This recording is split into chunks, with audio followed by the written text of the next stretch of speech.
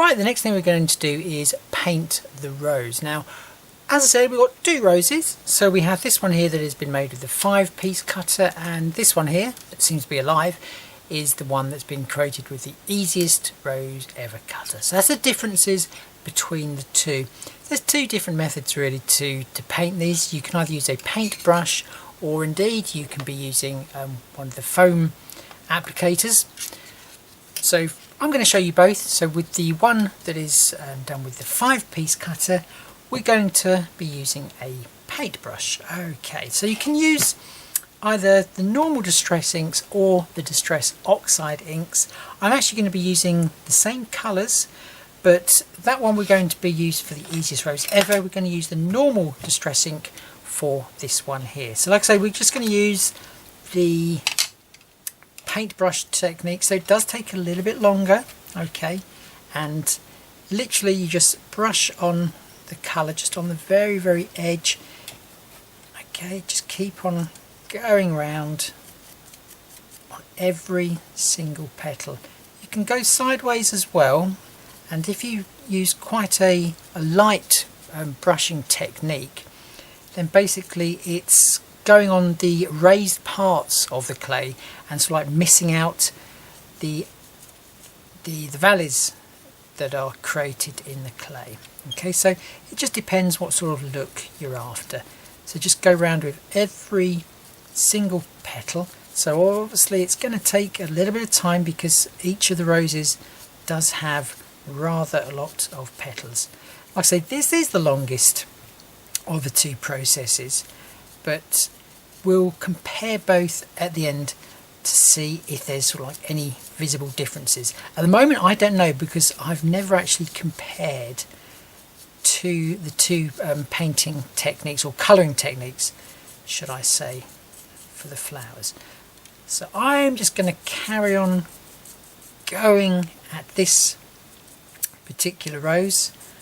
Okay, and then we'll come back a little bit later when I have done, just to have a look at the finished result. So I'm just going to keep on painting.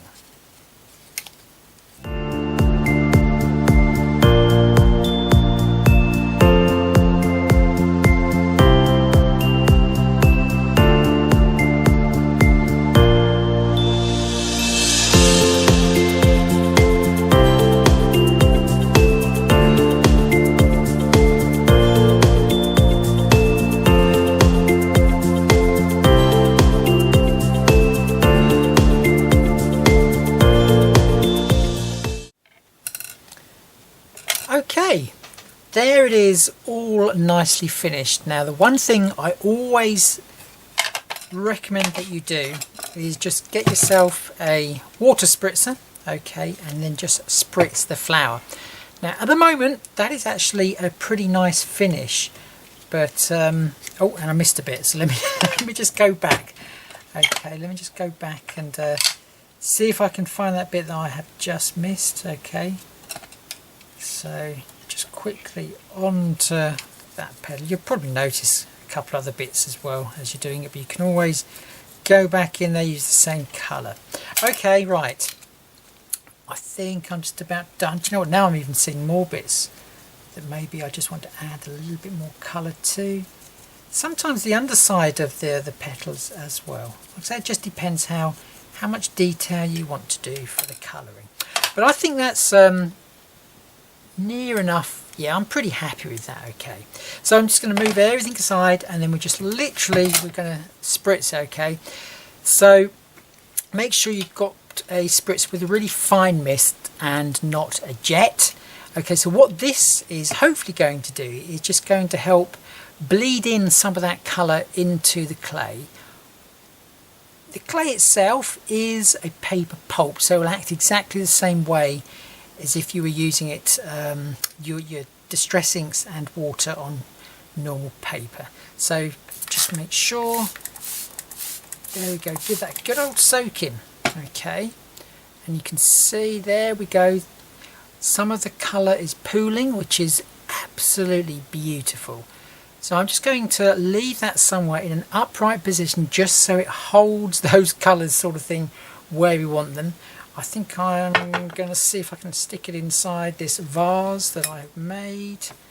Okay, or decorate anyway. So I'm just going to leave that like that and pop that aside to dry. Right, so the next one we're going to be colouring is this one here. Okay, so this rose was created by the Easiest Rose Ever cutter. So I'm just going to have a little bit of tidy and then we'll come back and we'll do that.